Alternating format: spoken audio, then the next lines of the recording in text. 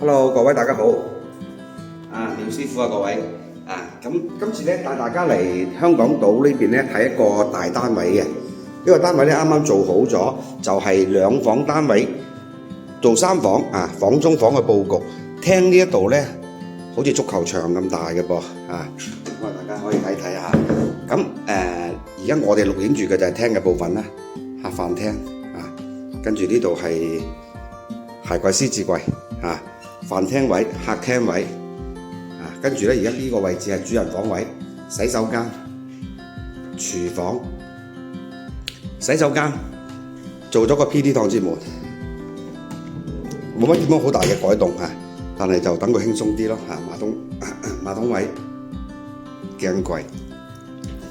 跟住咧做咗個乾濕分離嘅不鏽鋼浴屏，係啦。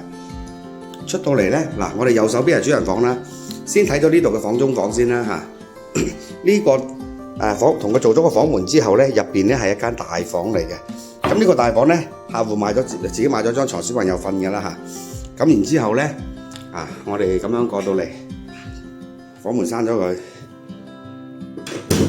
咁佢係一個房中房嘅佈局嚟嘅右手邊呢一邊一排櫃。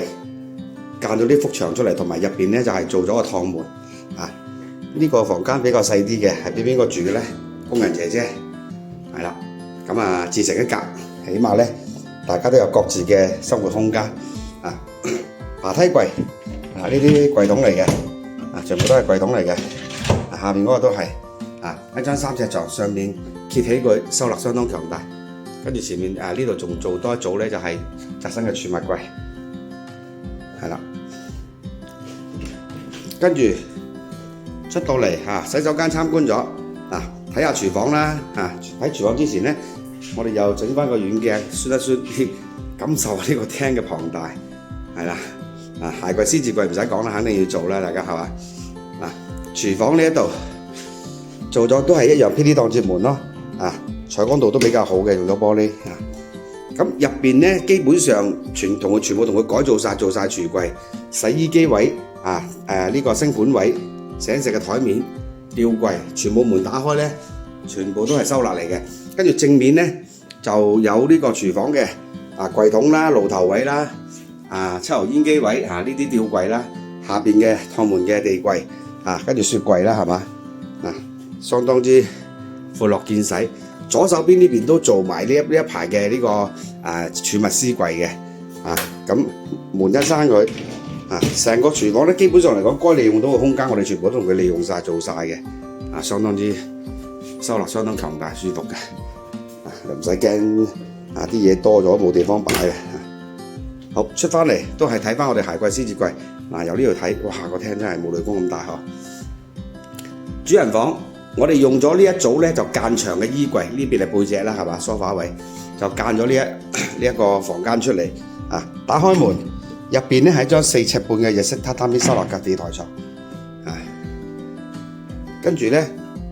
地台床隔離係一組 L 型嘅鞋櫃、獅子櫃sorry 唔係鞋櫃、獅子櫃係書台儲物櫃兩個人坐都基本上都可以不過當然啦，佢嘅收納係 L 型嘅做法就相對嚟講就強大啲啦即係該利用得到嘅地方利用盡晒。門打開閂咗之後咧，我哋呢個門閂咗之後，呢一排嘅衣櫃、儲物櫃打開門全部唔係掛衫就接衫嘅，收納相當強大嘅兩夫妻呢一度咧收納空間係足夠嘅絕對足夠出咗嚟之後就係大廳位啦跟住咧就係我哋講緊右手邊嘅呢一個房中房咁亦都係因應翻我哋呢間屋嘅主人嗰個要求做法做出嚟嘅，所以基本上嚟講咧，開 party 咧呢間屋就相當之正啦，係嘛，10零20個人閒閒地啦，係咪先？空間絕對夠闊落大家參考下